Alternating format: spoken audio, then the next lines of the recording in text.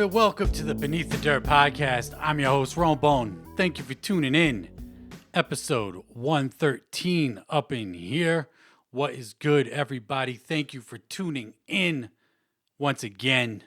Whether you're a new listener, last time listener, been down since day one, day two, don't matter.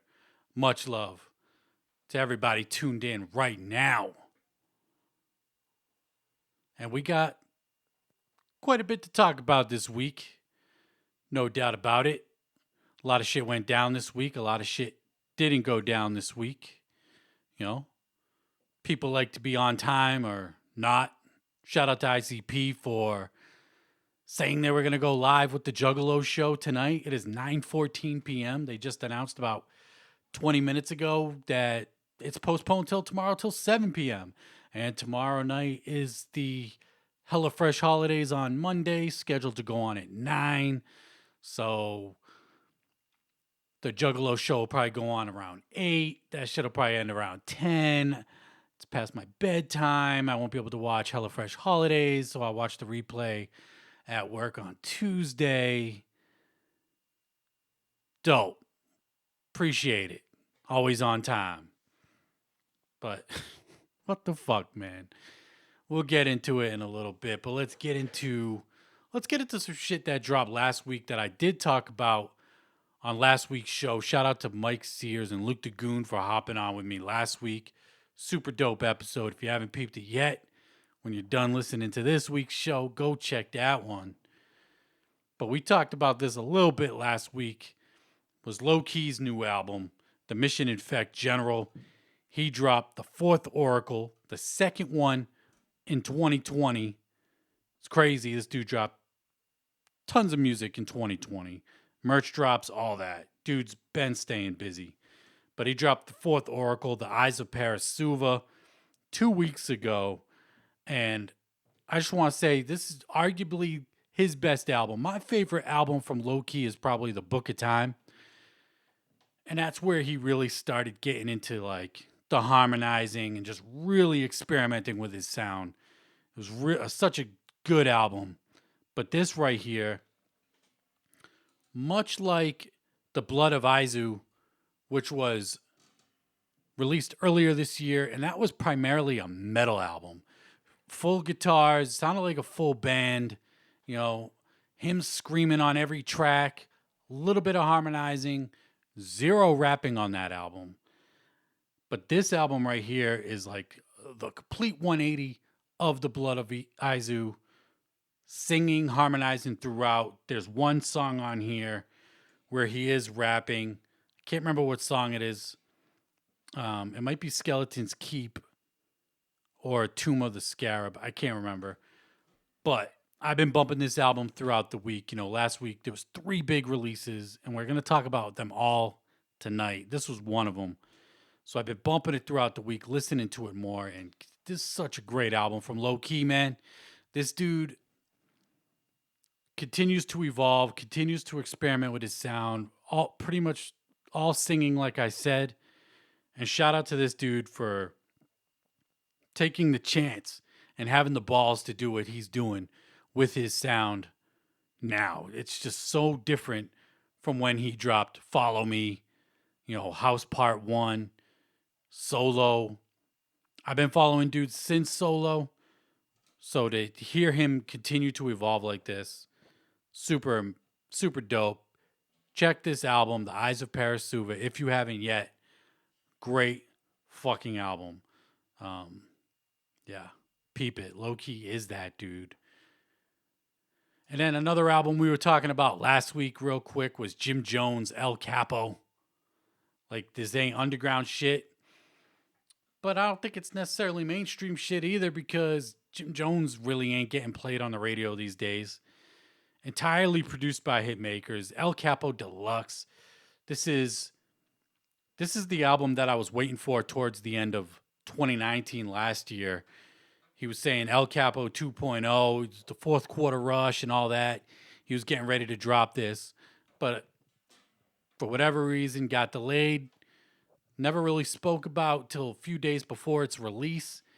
and it dropped, and this album's fucking amazing. I've been bumping this album the most out of the 3 releases we're going to talk about: Low Key, Jim Jones, and Twiztid. I love this album, man. Election, Chasing That Feeling is probably my favorite song on here. Pardon My Thoughts with Dave East. It has an Evanescence sample. We talked about it last week. I love that song. Them dudes go in on that track. But just phenomenal album from Jim Jones.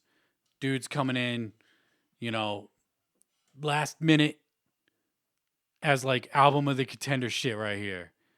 You know, he calls it a deluxe, and a lot of deluxes, if you don't know or pay attention, people release an album, then they'll release a deluxe version, which usually has like maybe a handful of new songs, 4, 5, 6 new songs on it. But this dude dropped 15 songs, 46 minutes, gave us a whole damn album, and it is solid, just as damn near just as good as El Capo that dropped about a year and a half ago, which was my album of 2020. Amazing follow up to that album. If you did check out El Capo or you're a fan of Jim Jones and you haven't heard it yet, definitely check this shit out. Super dope. Super dope. Love this album. Been bumping it. Heatmakers is that ill production too. Love that shit. But let's get into some new music that did drop this week. We got Mooch with The Fifth Power. Mooch is part of The Cloth, and I found these guys through Mike Sears' Speaking Cloud podcast. He was talking about the Riggs and Mooch album, The Only Way Out, all earlier this year. And I finally peeped that album. Amazing album produced by Big Ghost. I think Riggs is my favorite from The Cloth. You know, The Cloth just dropped the Fix tape a few months ago as well. That mixtape was really dope. The whole crew on there. But we got a solo album from Mooch. Maybe an EP. It's only 29 minutes long. I've only listened to it once so far, but I like it. These dudes are dope. Coming from Rochester, New York, I believe. The only features on here: Riggs, Rob Gates, and Rome Streets. All come with the dope features, dope production on here. Don't know who did the production, but The Cloth Man is like one of these up-and-comers. These groups, you like that raw boom bap, drug shit, street talk. That's what these dudes are. Super dope. Peep it if you ain't peeped it. If you like shit like Griselda or any of that grimy boom bap shit, you'll like this. Super dope. And shout out to Mooch and The Cloth. I can't wait for a Riggs album to come out. A new one. For sure. And we got some new strange music. We got Burns finally dropped his new album. Sorry for the Mess this past Friday. So for all the strange music people out there, that shit's out. I'm sure you're aware of it already. If you're a strange music fan, I know a lot of people love the Mayday shit, solo Mayday stuff. So Burns' new album is out there right now. And then we got, former strange music artist Rittz. Rittz dropped another album. Dude just dropped Picture Perfect a couple months ago. Fucking amazing album. Love that album. Picture Perfect, super dope. Best album since, I can't remember the fucking name of the album. His second album that he dropped on Strange. But we got a new album from Ritzmas. This is his Christmas album. I haven't listened to it yet. I did pre-order it. I'm waiting for the hard copy to come in the mail. And I'm definitely going to peep it out. I'm curious to hear what the fuck this dude's doing on here. He's got features on here from Lil White, Echo. You remember Echo from the Mad Season album. Can't remember the name of the song that he was on, but dude brought it on that song that he was on. And Candace. Don't know who Candace is. 10 songs, 37 minutes. You got tracks like 12 Days of Ritzmas, The Weed Got Me High, XXX Xmas Bells, I Saw Mommy, Drunk on Christmas. So I would imagine there's a lot of funny shit on here. Maybe kind of like a parody type album. Don't know. But I did pre-order it. Big fan of Rittz. Been a fan of Rittz since White Jesus. Dude is dope. Like I said, Picture Perfect, another one of my favorite albums of 2020. Super dope. So I'm definitely looking forward to peeping this once I get through bumping that low-key Jim Jones and new Twiztid. And then we got, I was going to use this as an image for the show, but I thought the Ja Rule Ashante always on time shit was funny because motherfuckers ain't never on time with shit. But KMK, lots of KMK news this week. Super dope. First up, we got the OG demos, Seeds of the Crown. We talked about it last week. Pre-orders went up this week. You could not order just the CD. It came in bundles. It was a t-shirt bundle, a hoodie bundle, and then there was like a t-shirt, hoodie, hat bundle. They all come with a poster. I got my pre-order in for sure. Definitely looking forward to hearing these OG demos of Saint Dog, D-Loc, and Johnny Richter from 96, 97. And, while it was unfortunate that it didn't come in the CD by itself is only limited to 500. It hasn't sold out yet. If they did just hard copies, shit would probably be sold out already. So I think they're kind of missing the ship on that. Building the hype, building a demand for their shit, by making it, it's limited to 500, but you got to drop 50 to cop it. Maybe charge 20 for the CD, Even if it is just the EP's worth of songs, fuck it. I think it's worth it for what these songs are, the demos. These dudes were like teenagers when they recorded these songs. Kottonmouth PTB, the P-Town Ballers, Kottonmouth when it was with a C. But I got my pre-order.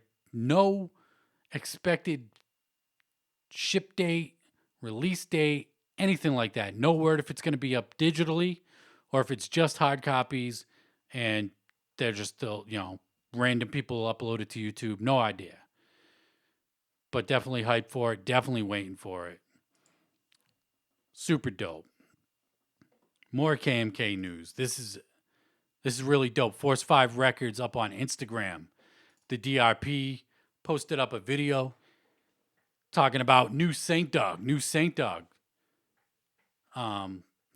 He's got a new album coming out. Early 2021, I believe. If you see up in the corner, if you're watching this on YouTube, there's a January 15th date up there. I don't know if that pertains to the Saint Dog album specifically or not, because there's a whole bunch of other shit that they had up on the whiteboard. But we got a track list for a Saint Dog album right here. 9 songs. It looks like there might be 2 bonus songs at the end, Loyalty is Royalty, and one more. Both those songs were on the Kingdom Come album from Kottonmouth Kings that dropped in 2018. So it looks like we got 7 brand new songs from Saint Dog. Definitely looking forward to that. RIP to the OG King. That was super dope to see. That he's got new music coming out. Shit that's been in the can. Maybe these were songs that didn't make it for Bozo. Actually, I think DRP said Saint sent him some shit. So scratch that. No Bozo leftovers. DRP said that these are songs was working on before he passed, and he sent them to the DRP and Kevin Zinger, and now they're just mixing them down, getting ready to release them. I'm hyped for it. Rest in peace to the OG King, Saint Dog. And speaking of Saint Dog, D-Loc released his tribute track, Legends Never Die, featuring the Sober Junkie. And this is a really dope track. Just a meaningful fucking song from D-Loc to his homie, Saint Dog. Very dope video, D-Loc on the beach and whatnot. So that's out now. That dropped this past Friday. It's labeled as a Kottonmouth King song. If you look for it digitally, do not search for D-Loc. That's what I did at first. And then I said, fuck it, I'll look up Kottonmouth Kings. And then there it was. Kottonmouth Kings, Legends Never Die. Although, even though it's just D-Loc, it's under Kottonmouth Kings up on Apple Music, Spotify, and all that. Very dope track. Super dope. And then we got this press release, if you will, from D-Loc. He said, big news coming tomorrow. He said on Saturday, big news coming the following day. Sunday dropped. PTB Records. D-Loc starting a new record label, but still associated with Suburban Noize. He dropped this statement right here. I'm just going to skim through it. The new Kottonmouth Kings video, Legends Never Die, is out now. Unfortunately, the Kottonmouth Kings YouTube channel has been stolen from us and we have no access to it. They've been trying to regain access and enlisted help from their good friends at Suburban Noize. And with processing with required legal paperwork,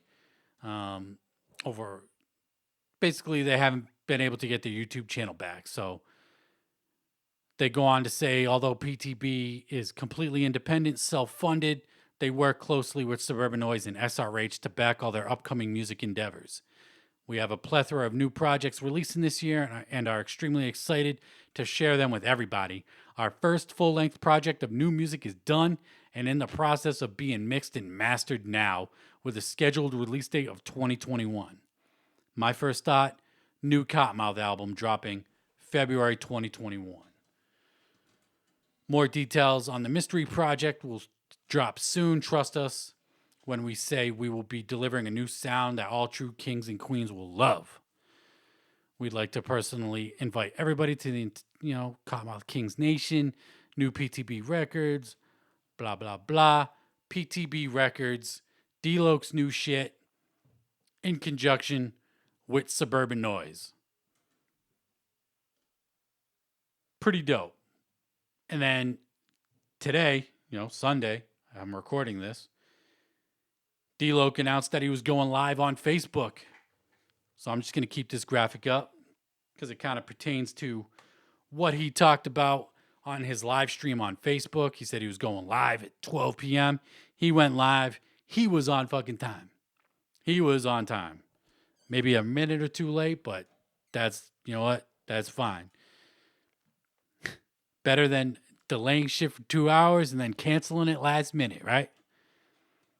But he was up on his Facebook, the Kottonmouth Kings Facebook. It was about a 20-minute long video. Not really ranting. He definitely had some shit he wanted to get off his chest. He said all rumors would be addressed. So let's get into what he talked about. He talked about the new tribute to Saint Dog, Legends Never Die video and song out now, which we've already talked about. Dude was very intense with delivering this live stream, his talking. Right up to bat, he addressed William Mosley. William Mosley, the fucking snake behind Kingmaker. A large part of the reason why a lot of fans got ripped off in the Kingdom Come pre-orders, D-Loc Ripperside album pre-orders, and all that shit. William Mosley. We'll get into this dude. Piece of shit. I am Captain Chronic on Instagram. So do with that what you want to. I don't know if that's the right saying. But fuck that guy. And D-Loc definitely don't like this guy. Rightfully so. And D-Loc ain't completely innocent in that Kingdom Come shit either. I still hold him accountable too. But everything was in this William Mosley guy's name. I am Captain Chronic on Instagram. So William Mosley. D-Loc do not like this guy. He's saying William Mosley at I am Captain Chronic stole everything they did from Kingdom Come forward, basically. D-Loc and Kevin Zinger tried getting Kingdom Come and Ripperside off all digital DSPs, Apple Music and all that, but couldn't do it. William Mosley got his own IP and put it up there by himself. He's collecting all the royalties from Kingdom Come and Ripperside. If you see this dude on fucking Instagram, like what this dude look like he ain't shit, straight up. So, William Mosley, I am Captain Chronic, stole everything that they did from Kingdom Come Forward. D-Loc said he bought all the beats for Kingdom Come, all the beats for Ripperside. He paid Corleone, who was producing those albums at the time, and paid for him himself. And it almost sounds like there's going to be some legal shit going down with William Moseley and them getting the rights back or whatnot to those albums. It sounds like D-Loc should own those albums, and why he's not in control of it is kind of weird. I don't know if, what the paperwork is, if there even is any. So that's kind of weird. Bring that shit to court. And talking about court, he brought up Daddy X. Dude does not like Daddy X either. I don't blame him. He's placing all the blame on Suburban Noize, the fall of Suburban Noize and Kottonmouth Kings on Daddy X, as I think he should, in my opinion. When that whole shit went down, it just seemed too weird to place all the blame on Zinger out of nowhere. But anyway, Daddy X, D-Loc kept addressing that he owns Kottonmouth Kings. He owns it. He's been owned it since he was 18. I heard that it was 50-50 with him and Daddy X, but it seems like from what D-Loc is saying, he owns the intellectual rights, if you will, to Kottonmouth Kings. He said Daddy X took all the records. He got all the masters from the lawsuit from Kevin Zinger, took them and sold them to Cleopatra for a cool 6 figures. At least 6 figures, and didn't pay nobody anything. D-Loc, Richter, Bobby B, Dirtball. Nobody got a fucking cent. He said Daddy X took that money and bought himself a house up in the hills. It's fucked up. Cleopatra Records has been owned Kottonmouth King shit for at least a year now. I remember when I saw it for the first time. I might have talked about it on a previous episode at some point. But it's, United Family Music or whatever the fuck, under exclusive license to Cleopatra Records. You go on any digital service provider, it'll say that. And Cleopatra Records so far has only released a greatest hits CD and vinyl, which is like songs that really weren't greatest hits. It was kind of weird, the songs that they picked. I don't know if they know Kottonmouth Kings at all or what. They do have a pre-order up right now for the number 7 album on vinyl. So it looks like we're going to get Kottonmouth King shit on vinyl. But you got to keep in mind, Royal Highness, High Society, Hidden Stash 2, and Rolling Stone. Those 4 albums are owned by Capitol Records, major label. Those will probably never get re-released, unfortunately. So if you're looking for Cleopatra to re-release those records on vinyl, won't happen. They don't own them. But the rest of the discography they do own, and maybe we'll get them on vinyl. Number 7 is coming out on vinyl. So that's dope to see them actually doing something with the Kottonmouth Records. And I hope everybody's getting paid for that shit, but knowing the music industry, probably not. He also talked about PTB Records, the new label that we just talked about. You still see the graphic right there if you're watching on YouTube. He confirmed PTB Records is a sub-label of Suburban Noize. So Suburban Noize is hopping on this sub-label shit, much like Strange Music with It Goes Up Entertainment, Magic Ninja with Welcome to the Underground. Now you got Suburban Noize's PTB Records. Seems like it's a D-Loc thing. Not mad at it. Gonna be releasing all the future Kottonmouth Kings, D-Loc stuff. Johnny Richter, maybe Saint Dog. I don't know. We'll just have to wait and see. So it is a sub-label of Suburban Noize Records. He also addressed why Richter wasn't on the tribute song to Saint Dog. He said he hit Richter up, but got no response. He was talking about, hey, we got to do a song. Can't be silent on this. We got to talk about it, which I agree. It's dope that he put the song out. And it's actually a good song, too. It would have been nice to hear Richter on it. I was kind of thinking, why why isn't Richter on it, you know?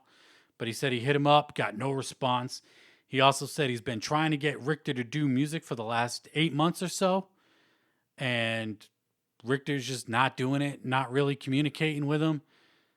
And he says he can't hold his hand to do music.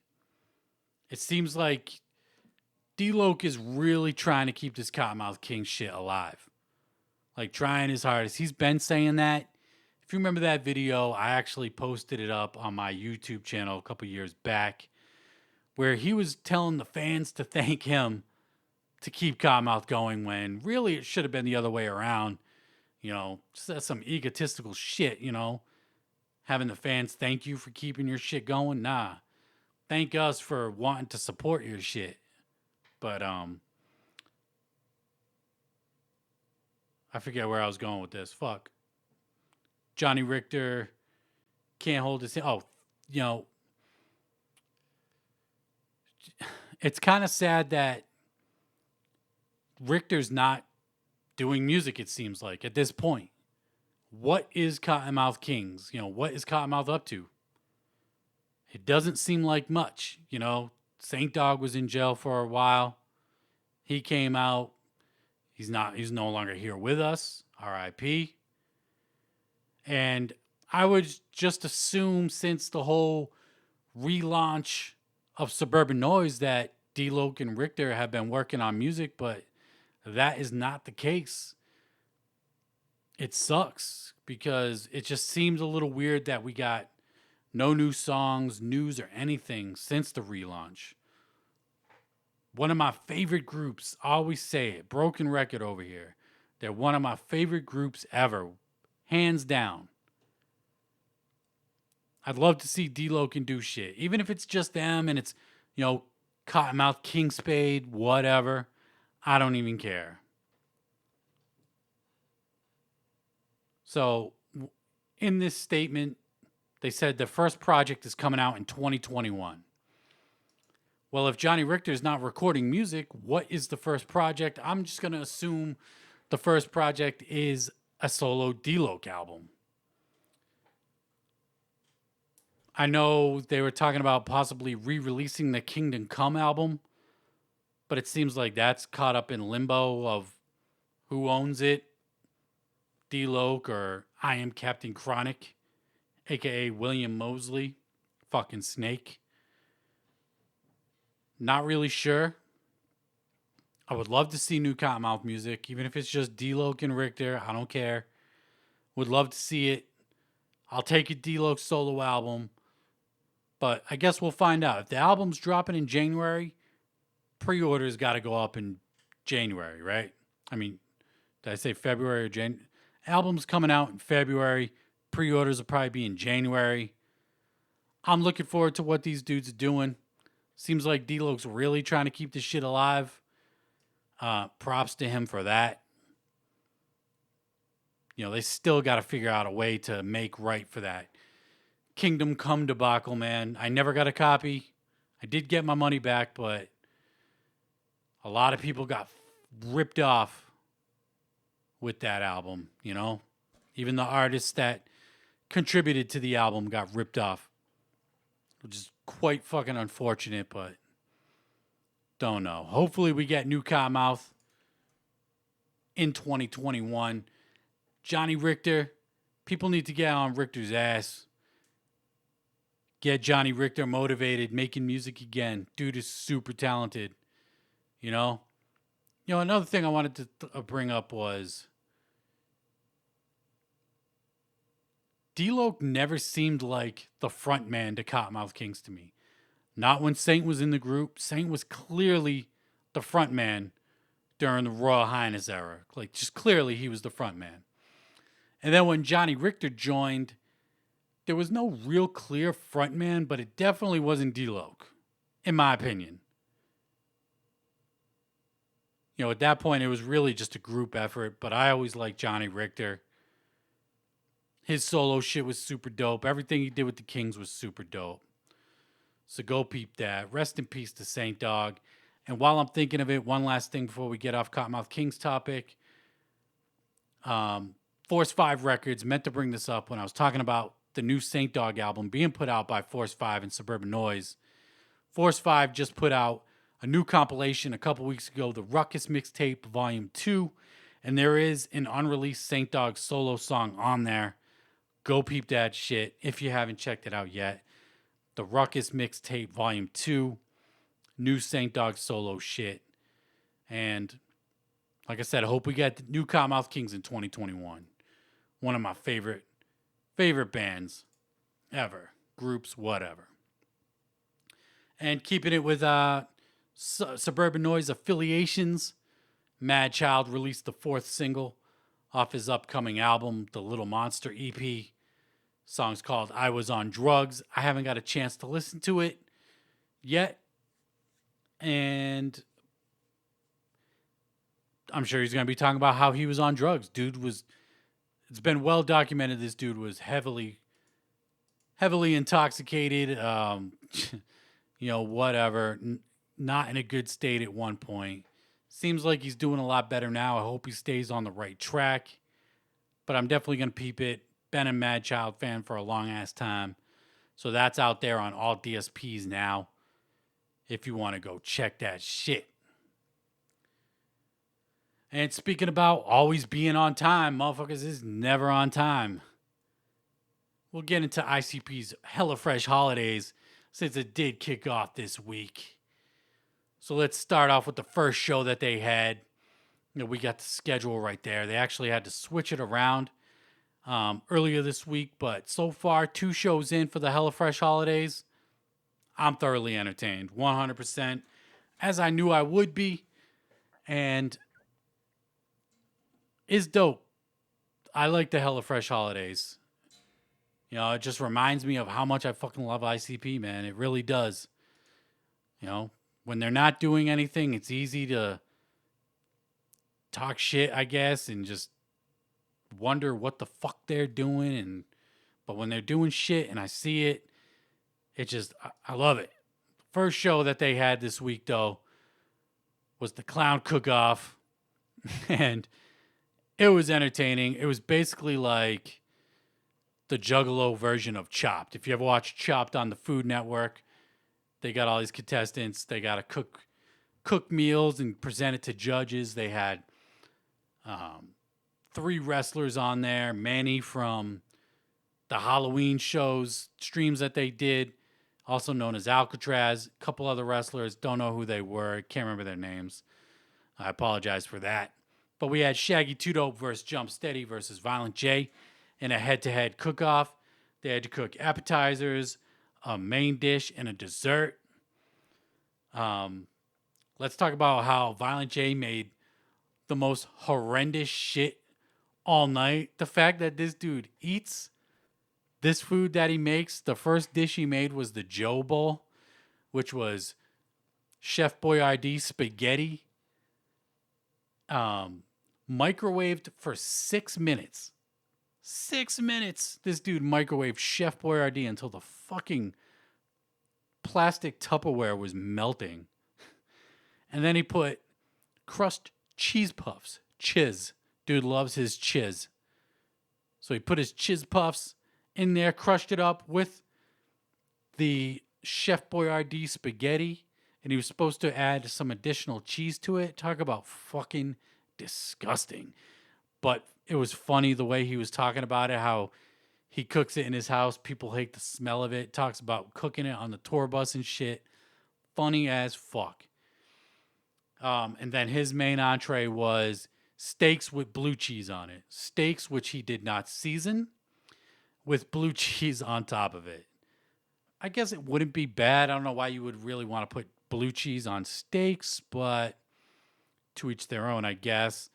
And then his dessert dish was a fucking pizza that he attempted to scrape the cheese off of, put cocoa powder and sugar on it, and baked it until it was a burnt fucking crispy mess. And then had his daughter come out and eat the shit on camera.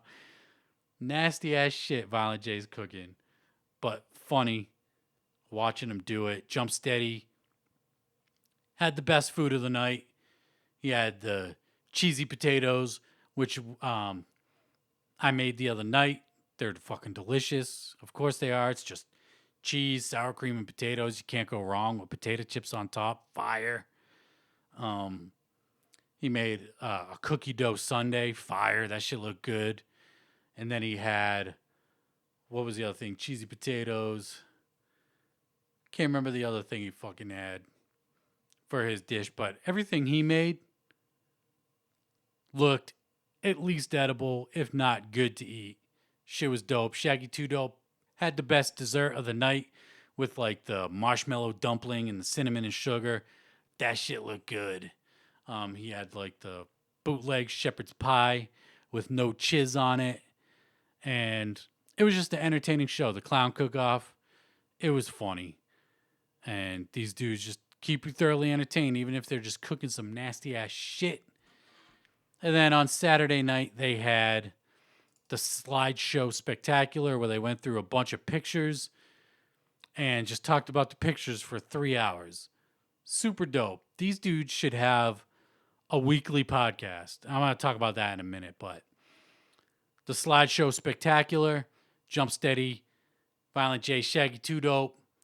Some pictures I'd never seen before, and I feel like I've done damn near seen every picture that they've ever had.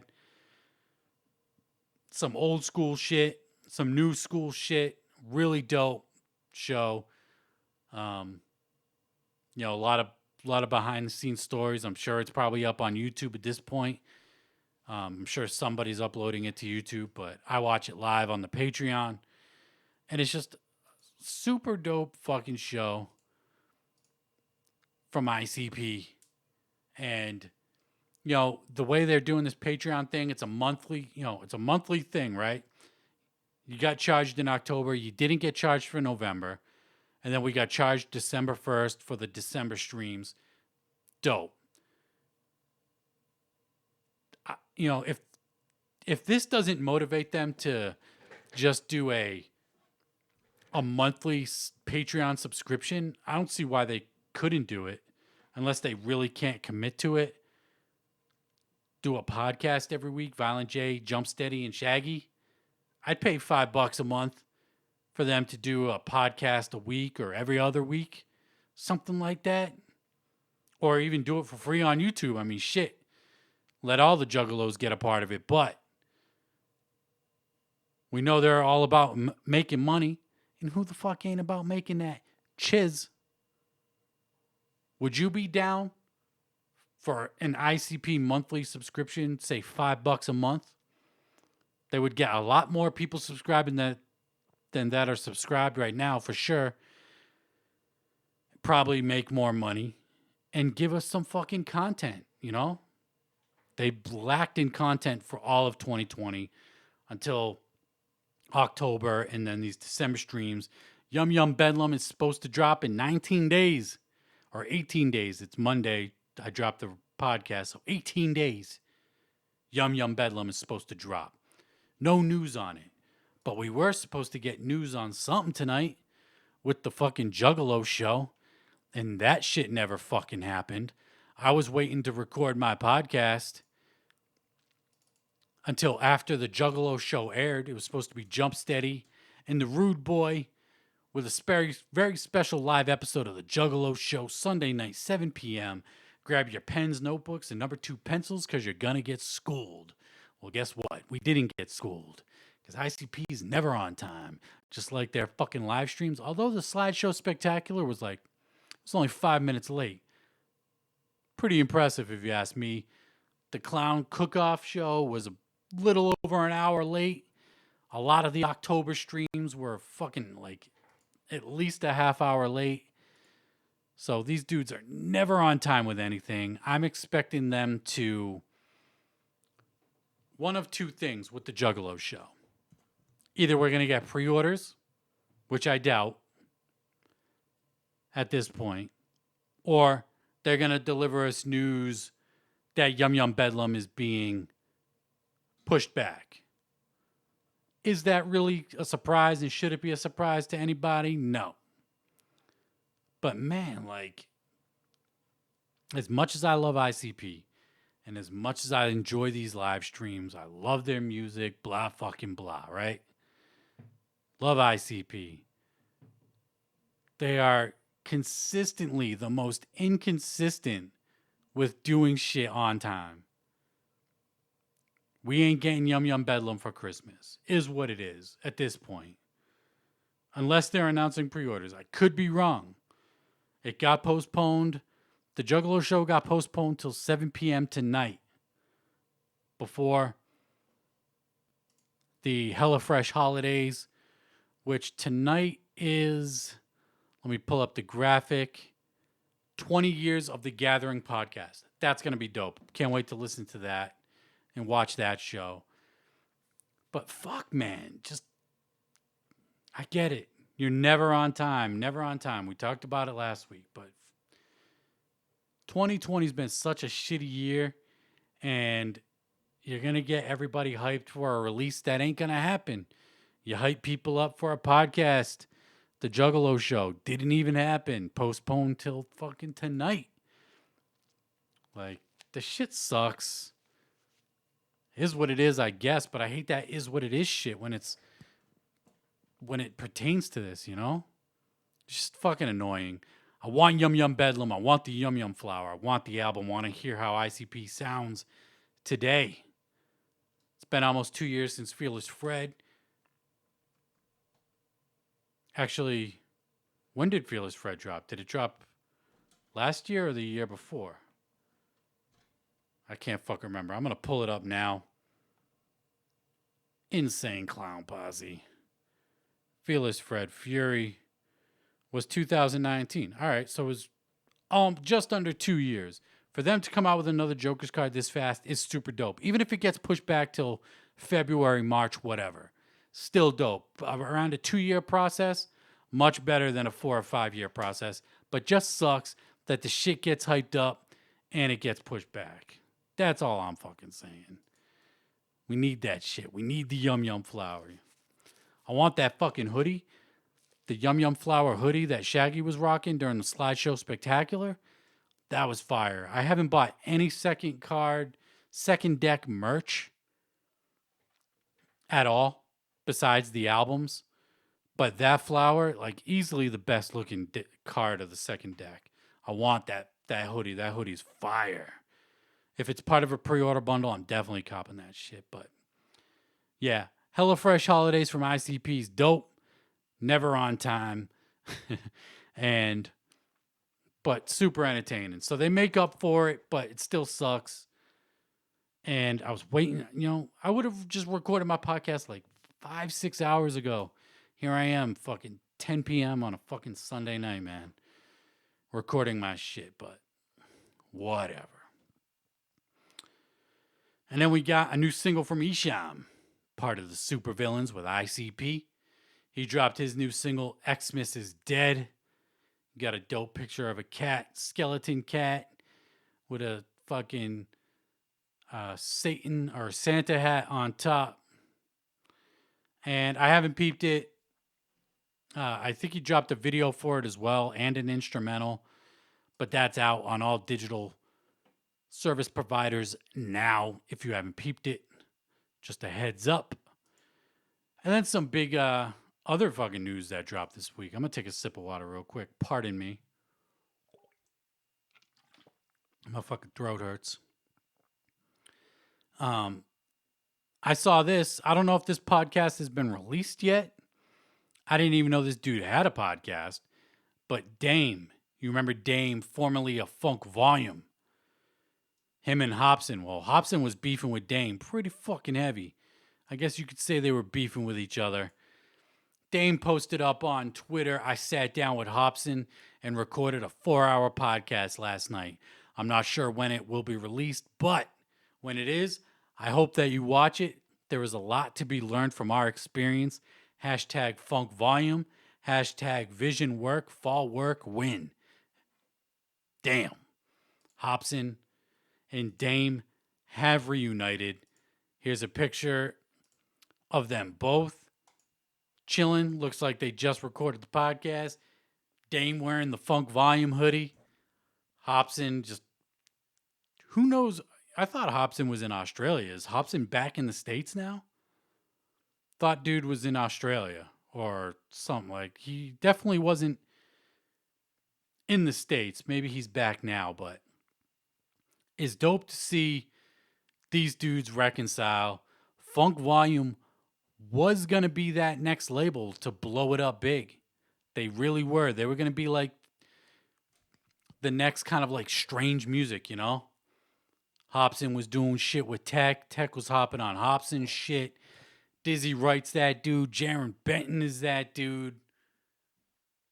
Swizz is But I like Hobson as much of a crybaby he is. I enjoy his music.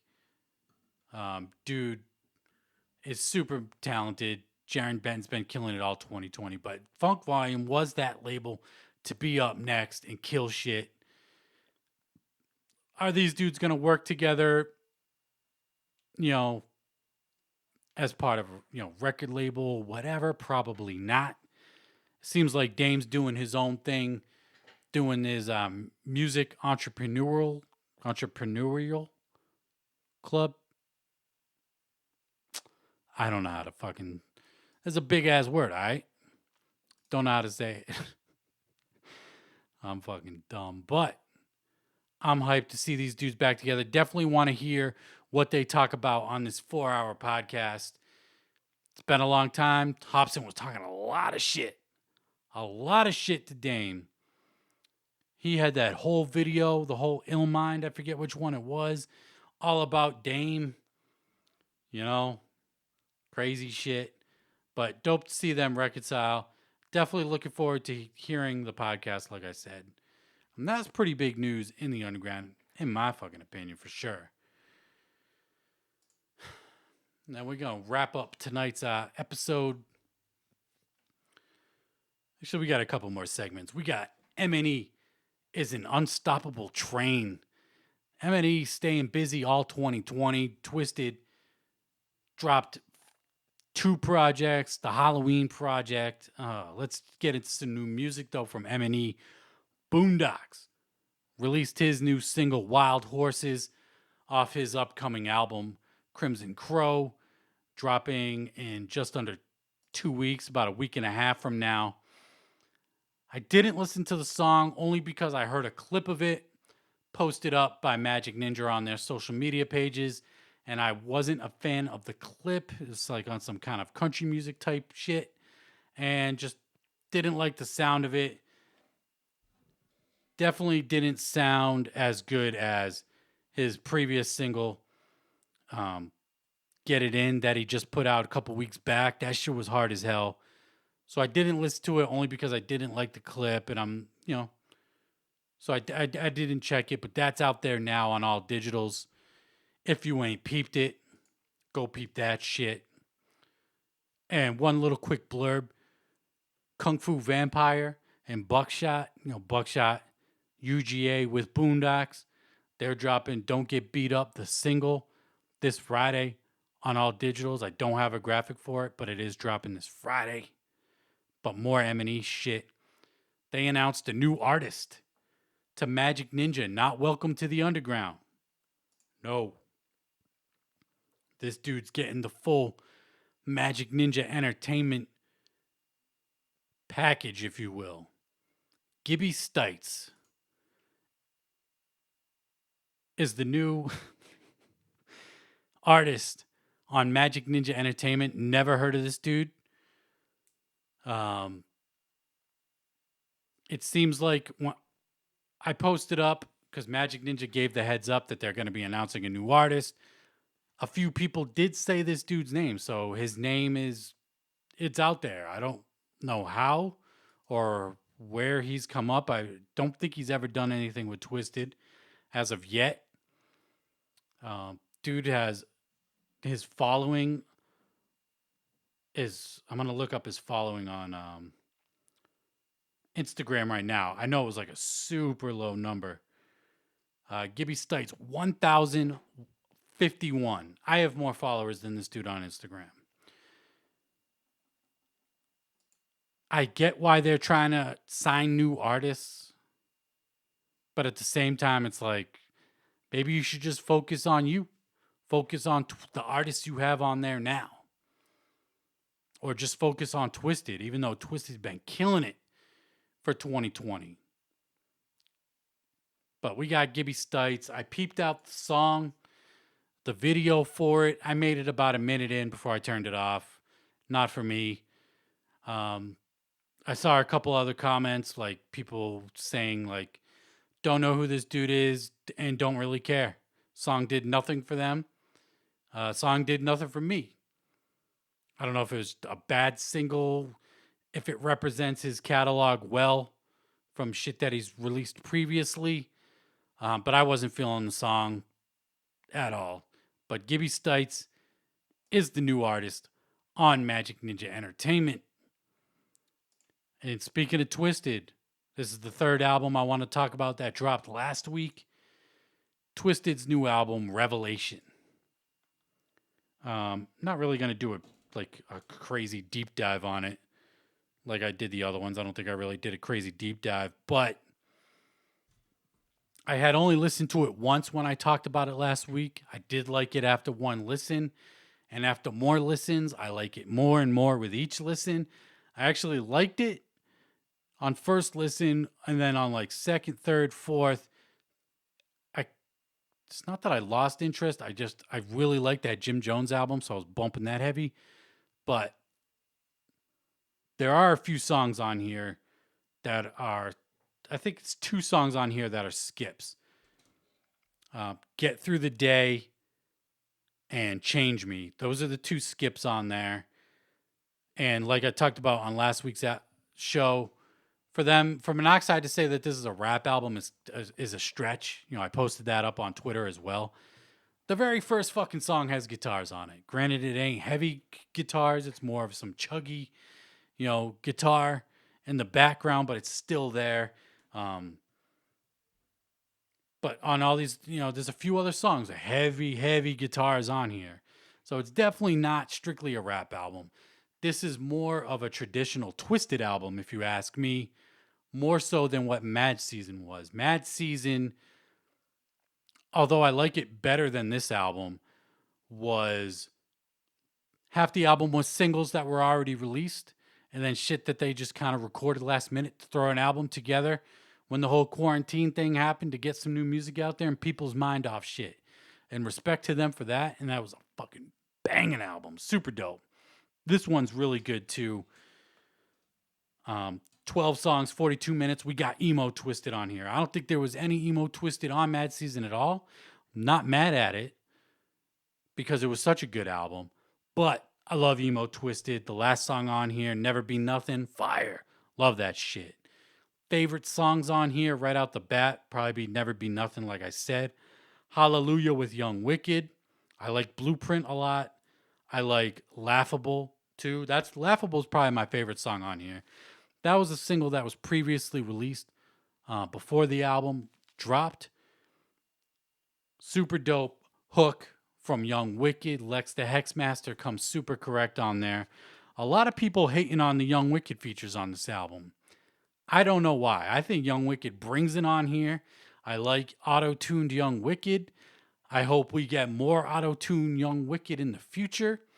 Maybe Young Wicked Mixtape Volume 2 if that ever fucking comes out. I would like to see more auto-tune from Young Wicked, no doubt. And then surprise feature on here, Kid Bookie. I don't know who Kid Bookie is. Sounds like he's from the UK. Dude absolutely destroys it on Come Alive. Killed his verse on there. But this is a banging ass album. In my opinion, not as good as Mad Season. I'm seeing a lot of people saying it is better than Mad Season. So if you liked Mad Season, you should like this album. It's more of a, like I said, traditional Twiztid album, more cohesive, and it just has all the elements of a traditional Twiztid album that you would expect. Very dope project. Can't wait to get the hard copy to bump it.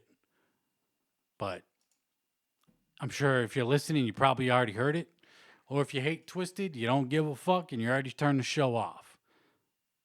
And yeah, but they had their Black Friday sale last week. I meant to mention this last week. They had For the Fam Volume 3. If you spend $75 or more, you got a copy of For the Fam Volume 3.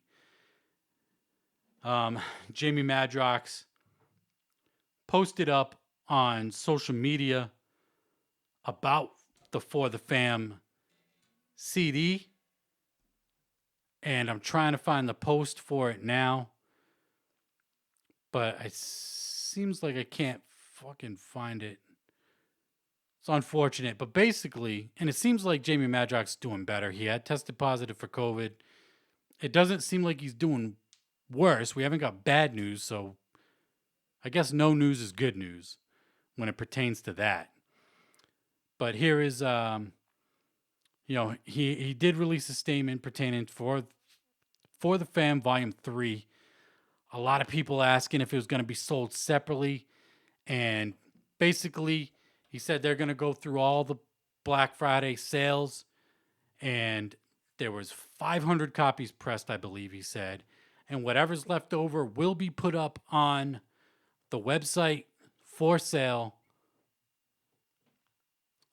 for everybody to, not everybody, but for a chance for people to get. So it seems like it's a pretty rare CD, 500 copies. I don't know if 500 people spent $75 or more, but who the fuck knows? All you really have to do is buy like a hoodie and a CD and you're at $75. So, although shitty, I hate this shit. ICP did it with Forgotten Freshness 6, VIP exclusive. I hate it. I hate when artists do this because I'm a CD collector, but I can't drop 75 bones, you know what I mean? To just get a copy of a CD, unfortunately. So I'm hoping, for my sake, my selfish ass, I'm hoping that there are some leftover copies and it does go up for sale. And I definitely cop that shit. But For the Fam Volume 3 features remixes from M&E artists over classic Twiztid beats. If you remember, a few months back, Billy Obey's talking about rapping over some classic Twiztid shit. That's on For the Fam Volume 3. I'm sure it'll get uploaded to YouTube at one point, so it will be heard regardless, but I'd like to get a hard copy of it. And I definitely want to hear the remixes and hear what people brought on this For the Fam Volume 3. And that's the Magic Ninja Rundown. They've been killing it all 2020. Without a fucking doubt.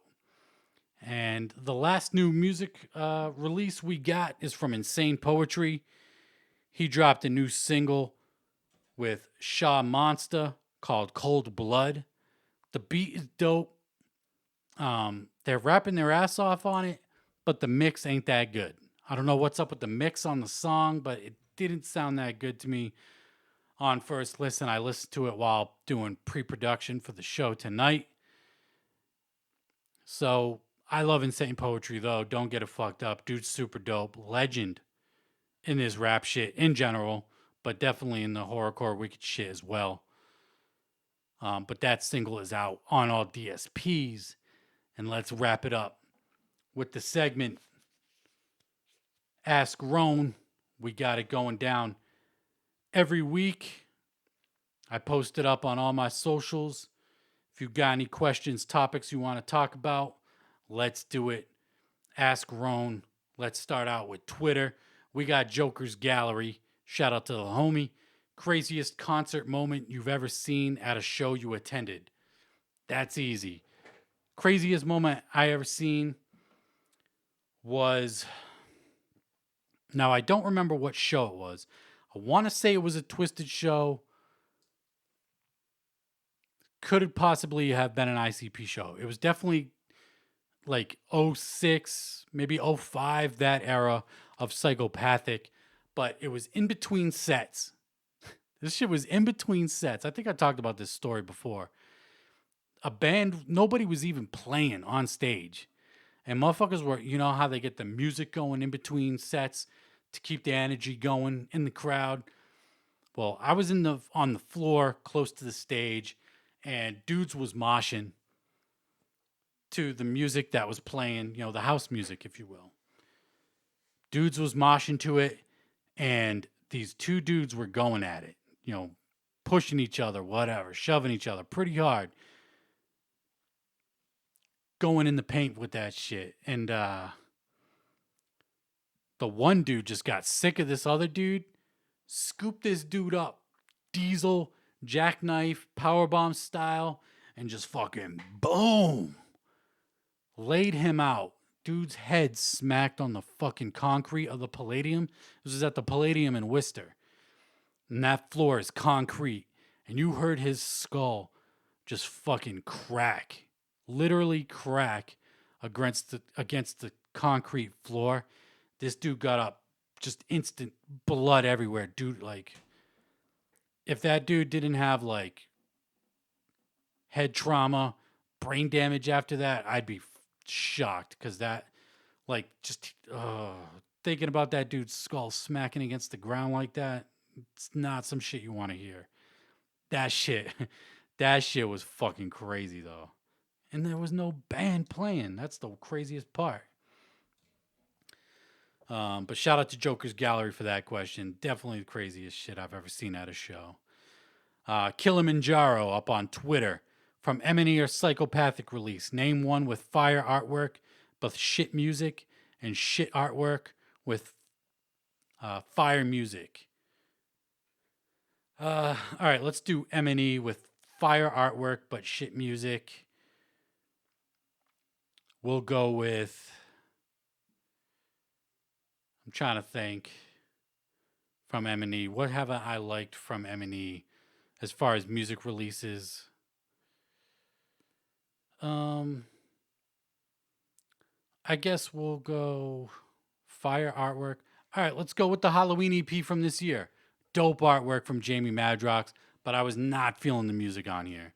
I'm definitely in the minority for that, I know, but dope artwork, definitely wasn't feeling the music on there. A lot of people would probably say Continuous Evolutions. Cover art for that was fire, but I also think the music on there was dope. Bad mixing, but I think there was good music on that album. I like that album. I don't rank it too high in Twiztid's discography, but definitely a dope album nonetheless. Jesse Wilkins on Twitter. Favorite record label logo? The fucking Hatchet Man, right? I'd probably say either the Hatchet Man, Psychopathic Records, or Death Row Records, man. Like, just classic. So, as far as mainstream, I'll say Death Row. Underground, Hatchet Man, without a doubt. It's just so iconic. Both those logos. So, that's it on Twitter. Shout out to them on Twitter.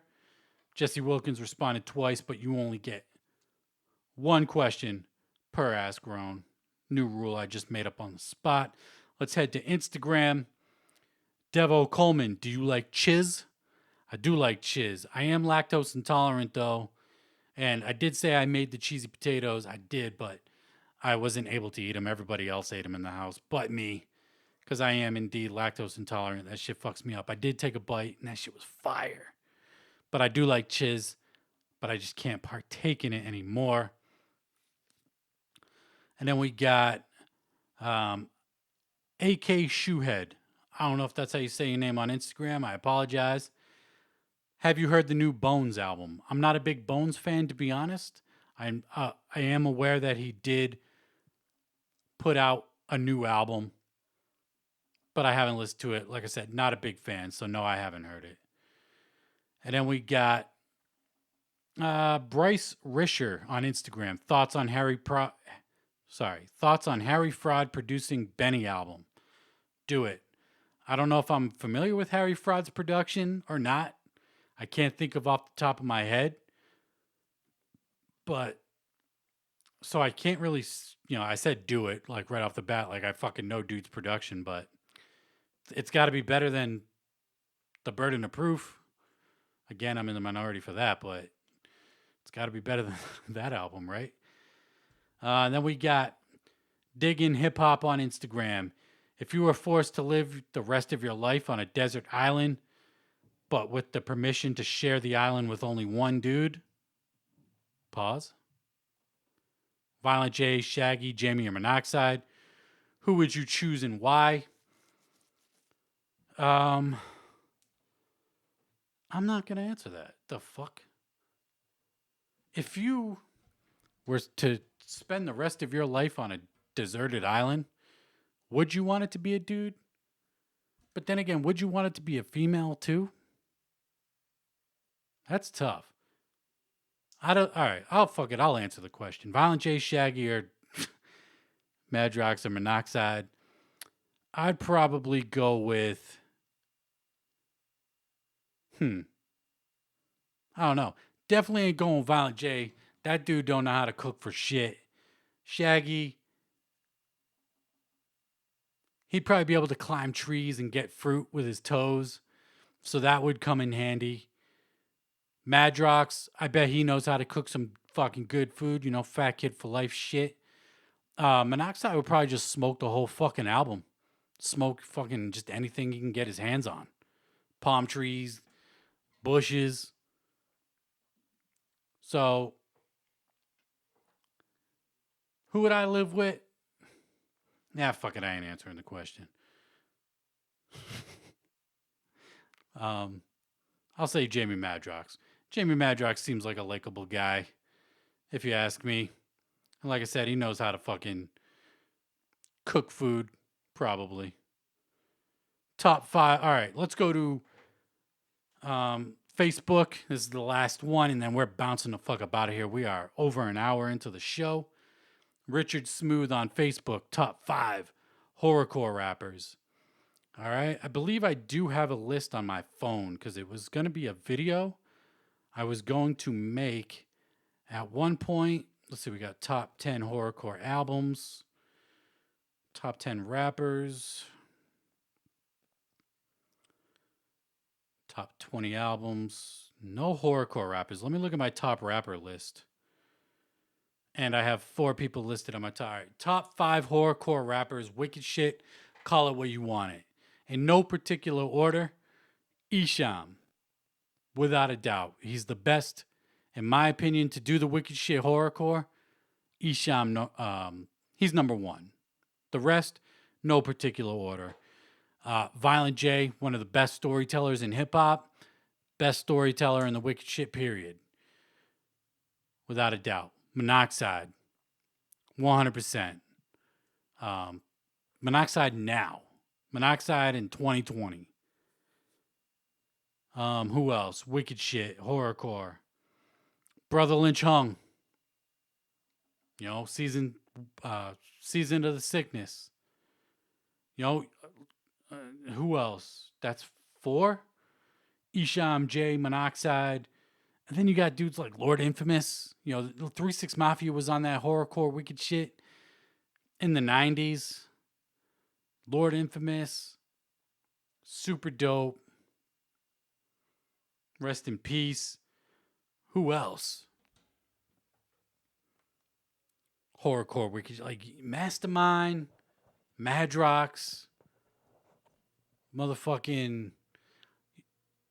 An argument could be made for Tech 9. I know a lot of people will argue against it, but an argument could be made that Tech 9 is a wicked shit horrorcore artist at times. KOD was horrorcore wicked shit. I don't give a fuck. Angelic definitely had horrorcore wicked shit elements on that album as well. And even still to this day, he has wicked shit elements in his music. That's a highly debatable topic though. But yeah, Esham, Violent J for sure. I feel like Brother Lynch for sure. Probably Lord Infamous. That's tough off the top of my head. I'd really have to think about that. But number 5, I'll throw 2020 Monoxide in there as well. For a top 5. That'll round out my top 5. But I appreciate everybody submitting their fucking questions and suggestions on the Ask Grown segment. Much love to everybody that's still tuned in right now. If you're still listening an hour and 10 minutes in right now, let me know. Drop me a line that you're still tuned in. Much fucking love. The Juggalo Show tonight big news, probably Yum Yum Bedlam being delayed. Go peep that new Twiztid album. It's fire. Even if you hate Twiztid, it's goddamn good. Just give it a chance. And yeah. Much fucking love to everybody that's tuned in. My throat fucking hurts. These hour-long podcasts. I should probably drink more fluids while recording them, but fuck it. And that's going to wrap it up for me. I'm Roland Bone of the Beneath the Dirt podcast. And until next time, I'm out. Peace.